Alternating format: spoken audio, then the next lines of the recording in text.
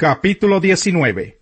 Pasado algún tiempo murió Nahash, rey de los amonitas, y su hijo lo sucedió en el trono. Entonces David pensó: debo ser leal con Hanún, hijo de Nahash, pues su padre lo fue conmigo. Así que envió a unos mensajeros para darle el pésame por la muerte de su padre. Cuando los mensajeros de David llegaron al país de los amonitas para darle el pésame a Hanún, los jefes de ese pueblo le aconsejaron: ¿y acaso cree su majestad que David ha enviado a estos mensajeros solo para darle el pésame y porque quiere honrar a su padre? ¿No será más bien que han venido a espiar y explorar el país para luego destruirlo? Entonces Hanún mandó que apresaran a los mensajeros de David y que les afeitaran la barba y les rasgaran la ropa por la mitad a la altura de las nalgas, y así los despidió. Los hombres de David se sentían muy avergonzados. Cuando David se enteró de lo que les había pasado, mandó que los recibieran y les dieran este mensaje de su parte: quédense en Jericó y no regresen hasta que les crezca la barba. Al darse cuenta Hanún y los amonitas de que habían ofendido a David, enviaron 33,000 kilos de plata para contratar carros y jinetes en Aram Naharayim, en Aram de Macá y en Sobá. Contrataron 32,000 carros y al rey de Macá con su ejército, que acampó frente a Medeba. Por su parte, los amonitas salieron de sus ciudades y se dispusieron para el combate. Cuando David lo supo, despachó a Joab con todos los soldados del ejército. Los amonitas avanzaron hasta la entrada de su ciudad, pero los reyes que habían venido a reforzarlos se quedaron aparte, en campo abierto. Joab se vio amenazado por el frente y por la retaguardia, así que escogió a las mejores tropas israelitas para pelear contra los sirios, y el resto de las tropas las puso al mando de su hermano Abisai para que enfrentaran a los amonitas. A Abisai le ordenó: si los sirios pueden más que yo, tú vendrás a rescatarme, y si los amonitas pueden más que tú, yo te rescataré. Ánimo, luchemos con valor por nuestro pueblo y por las ciudades de nuestro Dios, y que el Señor haga lo que bien le parezca. Enseguida Joab y sus tropas avanzaron contra los sirios, y éstos huyeron de él. Al ver que los sirios se daban a la fuga, también los amonitas huyeron de Abisai, y se refugiaron en la ciudad. Entonces Joab regresó a Jerusalén. Los sirios, al verse derrotados por Israel, enviaron mensajeros para pedir ayuda a los sirios que vivían al otro lado del río Éufrates. Sofac, jefe del ejército de Hadadezer, se puso al frente de ellos. Cuando David se enteró de esto, reunió a todo Israel, cruzó el Jordán y tomó posición de batalla contra los sirios. Estos lo atacaron, pero tuvieron que huir ante los israelitas. David mató a 7,000 soldados sirios de caballería y 40,000 de infantería. También mató a Sofac, jefe del ejército. Al ver que los sirios habían sido derrotados por los israelitas, todos los vasallos de Hadadezer hicieron la paz con David y se sometieron a él. A partir de entonces, los sirios se negaron a ir en auxilio de los amonitas. Capítulo 20. En la primavera, que era la época en que los reyes salían de campaña, Joab sacó el grueso del ejército y devastó el país de los amonitas.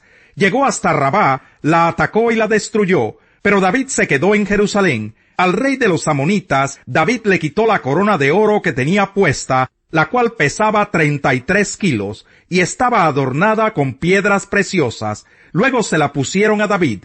Además, David saqueó la ciudad y se llevó un botín inmenso. Expulsó de allí a sus habitantes y los puso a trabajar con sierras, rastrillos y hachas. Lo mismo hizo con todos los pueblos de los amonitas, después de lo cual regresó a Jerusalén con todas sus tropas. Después de esto, hubo una batalla contra los filisteos en Geser. Fue en esa ocasión cuando Sibecai el Husatita mató a Sipai, descendiente de los gigantes. Así sometieron a los filisteos. Luego, en otra batalla que hubo contra los filisteos, Elhanán, hijo de Yair, mató a Lahmi, hermano de Goliat el Gitita, cuya lanza tenía un asta tan grande como el rodillo de un telar. Hubo una batalla más en Gat. Allí había otro gigante, un hombre altísimo que tenía 6 dedos en cada mano y 6 en cada pie. Es decir, tenía 24 dedos en total. Este se puso a desafiar a los israelitas, pero Jonatán, hijo de Simá, que era hermano de David, lo mató. Estos fueron los descendientes de Rafael Gitita, que cayeron a manos de David y de sus oficiales. Capítulo 21. Satanás conspiró contra Israel e indujo a David a hacer un censo del pueblo. Por eso David les dijo a Joab y a los jefes del pueblo: vayan y hagan un censo militar que abarque desde Berseba hasta Dan, y tráiganme el informe para que yo sepa cuántos pueden servir en el ejército. Joab le respondió: que el Señor multiplique 100 veces a su pueblo, pero ¿acaso no son todos ellos servidores suyos? ¿Para qué quiere hacer esto su majestad? ¿Por qué ha de hacer algo que traiga la desgracia sobre Israel? Sin embargo, la orden del rey prevaleció sobre la opinión de Joab, de modo que éste salió a recorrer todo el territorio de Israel. Después regresó a Jerusalén y le entregó a David los resultados del censo militar. En Israel había 1.100.000 que podían servir en el ejército, y en Judá 470.000. Pero Joab no contó a los de las tribus de Leví ni de Benjamín, porque para él era detestable la orden del rey. Dios también la consideró como algo malo, por lo cual castigó a Israel. Entonces David le dijo a Dios: he cometido un pecado muy grande al hacer este censo, he actuado como un necio.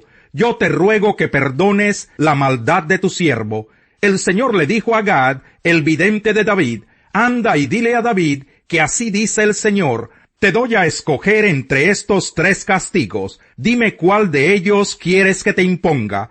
Gad fue a donde estaba David y le dijo: así dice el Señor, elige una de estas 3 cosas, 3 años de hambre, o 3 meses de persecución y derrota por la espada de tus enemigos, o 3 días en los cuales el Señor castigará con peste el país, y su ángel causará estragos en todos los rincones de Israel. Piénsalo bien, y dime qué debo responderle al que me ha enviado. Estoy entre la espada y la pared, respondió David, pero es mejor que yo caiga en las manos del Señor, porque su amor es muy grande, y no que caiga en las manos de los hombres. Por lo tanto, el Señor mandó contra Israel una peste, y murieron 70.000 israelitas. Luego envió un ángel a Jerusalén para destruirla, y al ver el Señor que el ángel la destruía, se arrepintió del castigo, y le dijo al ángel destructor: basta, detén tu mano. En ese momento, el ángel del Señor se hallaba junto a la parcela de Ornán el Jebuseo. David alzó la vista y vio que el ángel del Señor estaba entre la tierra y el cielo, con una espada desenvainada en la mano que apuntaba hacia Jerusalén. Entonces David y los ancianos, vestidos de luto, se postraron sobre su rostro, y David le dijo a Dios: Señor y Dios mío, ¿acaso no fui yo el que dio la orden de censar al pueblo? ¿Qué culpa tienen estas ovejas? ¿Soy yo el que ha pecado? He actuado muy mal. Descarga tu mano sobre mí y sobre mi familia, pero no sigas hiriendo a tu pueblo. Entonces el ángel del Señor le dijo a Gad: dile a David que vaya y construya un altar para el Señor en la parcela de Ornán el Jebuseo. David se puso en camino conforme a la palabra que Gad le dio en nombre del Señor. Ornán se encontraba trillando y al mirar hacia atrás vio al ángel. Los 4 hijos que estaban con él corrieron a esconderse. Al ver Ornán que David se acercaba a su parcela, salió a recibirlo y se postró delante de él. David le dijo: véndeme una parte de esta parcela para construirle un altar al Señor, a fin de que se detenga la plaga que está afligiendo al pueblo. Véndemela por su verdadero precio. Ornán le contestó a David: Su Majestad, yo se la regalo para que haga usted en ella lo que mejor le parezca. Yo mismo le daré los bueyes para los holocaustos, los trillos para la leña y el trigo para la ofrenda de cereal. Todo se lo regalo. Pero el rey David le respondió a Ornán: eso no puede ser. No tomaré lo que es tuyo para dárselo al Señor, ni le ofreceré un holocausto que nada me cueste. Te lo compraré todo por su verdadero precio. Fue así como David le dio a Ornán 600 monedas de oro por aquel lugar. Allí construyó un altar al Señor y le ofreció holocaustos y sacrificios de comunión. Luego oró al Señor y en respuesta Dios envió fuego del cielo sobre el altar del holocausto. Entonces el Señor le ordenó al ángel que envainara su espada. Al ver David que el Señor le había respondido, le ofreció sacrificios. En aquel tiempo tanto el santuario del Señor que Moisés hizo en el desierto como el altar del holocausto se encontraban en el santuario de Gabaón. Pero David no fue a consultar al Señor a ese lugar porque por causa de la espada del ángel del Señor estaba aterrorizado. La circuncisión tiene valor si observas la ley, pero si la quebrantas, vienes a ser como un incircunciso. Por lo tanto, si los gentiles cumplen los requisitos de la ley, no se les considerará como si estuvieran circuncidados. El que no está físicamente circuncidado, pero obedece la ley, te condenará a ti, que a pesar de tener el mandamiento escrito y la circuncisión, quebrantas la ley. Lo exterior no hace a nadie judío, ni consiste la circuncisión en una señal en el cuerpo. El verdadero judío lo es interiormente, y la circuncisión es la del corazón, la que realiza el espíritu, no el mandamiento escrito. Al que es judío así, lo alaba Dios y no la gente. Capítulo 3. Entonces, ¿qué se gana con ser judío? ¿O qué valor tiene la circuncisión? Mucho, desde cualquier punto de vista. En primer lugar, a los judíos se les confiaron las palabras mismas de Dios. Pero entonces, si a algunos les faltó la fe, ¿acaso su falta de fe anula la fidelidad de Dios? De ninguna manera. Dios es siempre veraz, aunque el hombre sea mentiroso. Así está escrito. Por eso eres justo en tu sentencia, y triunfarás cuando te juzguen. Pero si nuestra injusticia pone de relieve la justicia de Dios, ¿qué diremos? ¿Que Dios es injusto al descargar sobre nosotros su ira? Hablo en términos humanos. De ninguna manera. Si así fuera, ¿cómo podría Dios juzgar al mundo?